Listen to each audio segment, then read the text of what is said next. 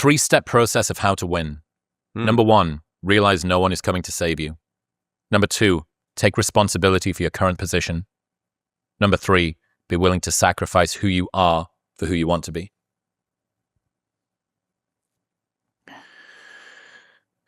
I think that those 3 is really all about power. In the realization, so probably in sequence, probably the first one should come first, which is you own everything. It's like, okay, if I own everything, then you could still hope that someone saves you, but it still relies on someone else to change your condition. And so it's like, okay, I own all these outcomes. I'm not going to rely on someone else to change my condition, but you're still there, which means you have to take the 3rd step, which is that I have to sacrifice. I have to give up something in order to get something else. And I think where people actually stay stuck the longest in their careers from an entrepreneurship perspective or just from a personal development perspective is the trades that we are unwilling to make. It's basically the desire to have everything at the same time. And the easiest analogy I have is like, it is totally reasonable to want to have a mountain view and to be on the beach and be walking distance from a Whole Foods. But you probably will not find a place that has all 3 of those because they are all at apparent contradictions or, apparent odds. And so so what happens is we just stay in this paralysis of indecision because we feel like all paths are settling. And I think there's this movement or narrative around like never settle and things like that. But people mistake never settle for never make trades. And so we have this obsession with optionality or optionality maxing, but options are only valuable when taken. And so when we never take the option, which means we don't cash in the option that we have available, like some options need to be taken. And when they are taken, other options disappear because just having maximum potential does not mean maximum reality. Because you need to commit. You have to commit, which is the elimination of alternatives. And so like show me anything that was worth doing that did not require commitment, which is an elimination of alternatives, a trade-off.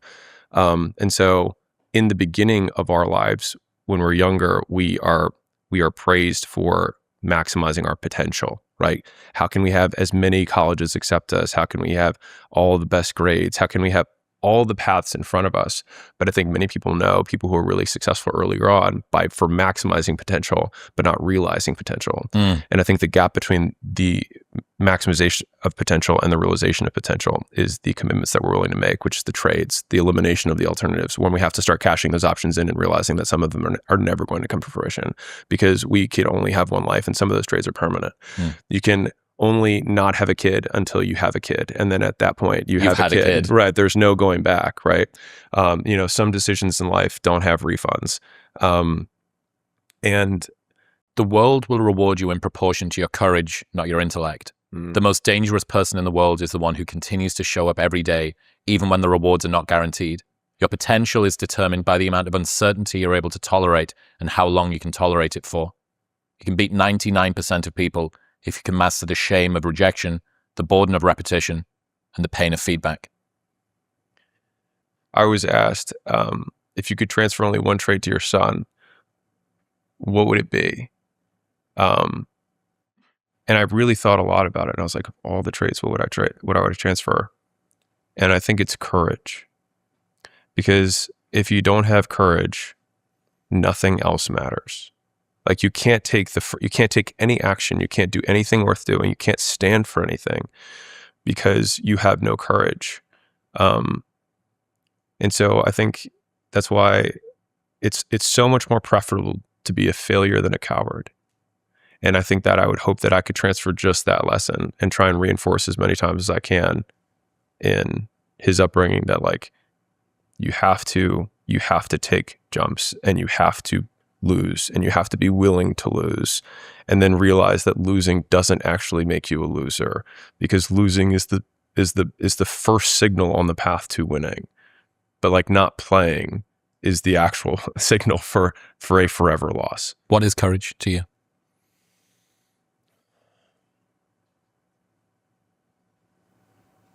It's a really good question. I need to define it better. Being willing to take action where there's a large short-term cost with an uncertain delayed benefit. So if you want to start a business and you think that you're going to get made fun of or snide remarks or like, oh yeah, you're doing your podcast thing again. Oh yeah, don't miss out, right? Don't want to miss Friday night. It's your big podcast. You're going to suffer that short term. That's a known cost. And then the payoff is delayed and uncertain. Like, not only will it come later, if it were guaranteed, if you knew you were going to make $1 million doing a podcast, then you'd be like, whatever, fuck it. Like, it takes significantly less courage. But I think it's the fact that it is unknown and delayed. So you basically have to be willing to get kicked in the nuts, and multiple times, and sometimes for extended durations, before the hope that you will get something. But I think the only way to get through that kind of kicked in the nuts period, for however long it's going to be, is realizing that you have two paths. One that is guaranteed, which is that the path you're currently on will not get you where you want to go. And the other path, it is not guaranteed to get you where you want to go, but it's the only one where you have a shot where you do. And that's where your potential is determined by the amount of uncertainty you're able to tolerate and how long you can tolerate it for. And I think about overcoming that decision paralysis. Lots of good options in front of you. Spent a lot of time trying to maximize surface area of available options.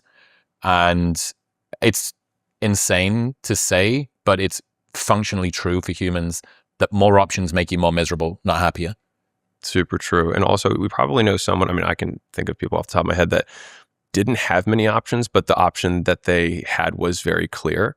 Like, this guy is a super nerd and just loves coding, and it was very clear, straight on. And so there was a lot of things that weren't available to him physically, probably wasn't going to be the sports star, maybe even in super great shape. But like, it was almost like that path was predetermined. But then when you fast forward, it's not like they're less successful. It's that because they just already knew what they were going to do, they got to start pulling the future forward down the one path and start walking. And so there's, again, this like fetishization of having options and seeing that as a proxy for status, when the reality is that they're all blank checks. You haven't cashed any of them in. Yeah. And so I think the original question ladders to, like, people get stuck because they don't know what they want. And I define what you want by what you're willing to sacrifice to get something. Take responsibility for your current position. What's that mean? It's identifying yourself as source.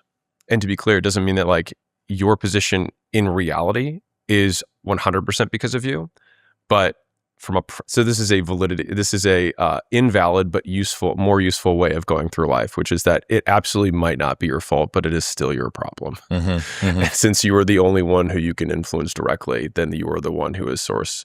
And because like you could still be correct in saying that, like, because I insert grievance, insert, trauma, insert genetic predisposition, insert zip code I was born in, or language or poverty level or whatever it is.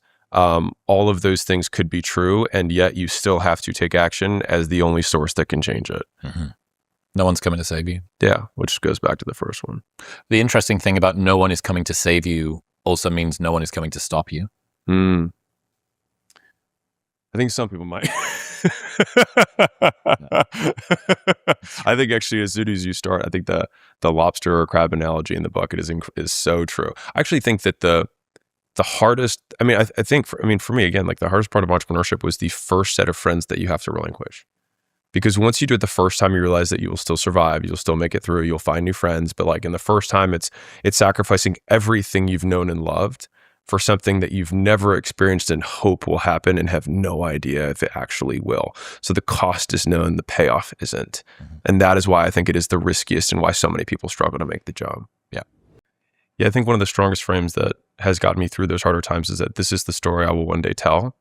And so it just, like, almost the more bad things that happen, it's like the more epic the story becomes. And so, I mean, and the main beneficiary of the stories that we tell is ourselves, because we're the giver and the receiver of most of the stories. By percentage of stories told, we are the biggest receiver of the stories.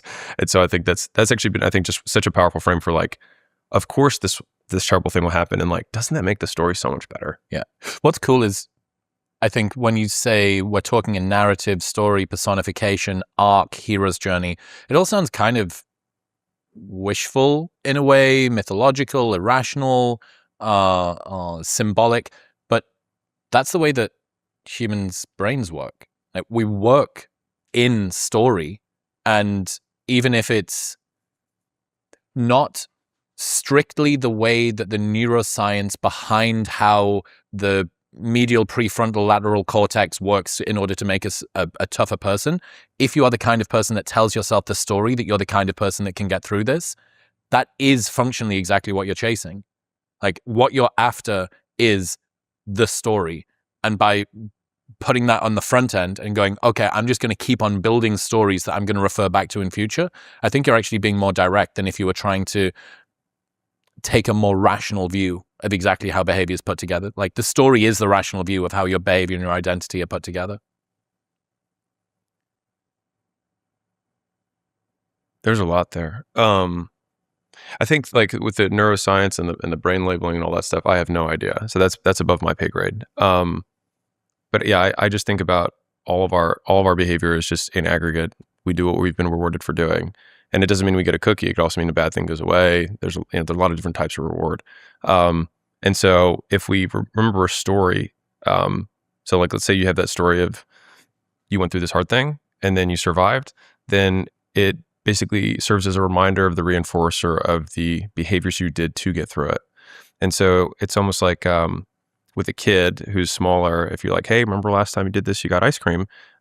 If you remind them of that reward, then they're more likely to repeat the behavior. And so I think we basically use that narrative as a reminder to, in the short term, increase the relative value of a reinforcer. And so if we think about, like, what is motivation in general, that's functionally what you're doing if you motivate someone. Like, if you sell someone something, for the short term, you increase the relative value of a specific reinforcer. You didn't wake up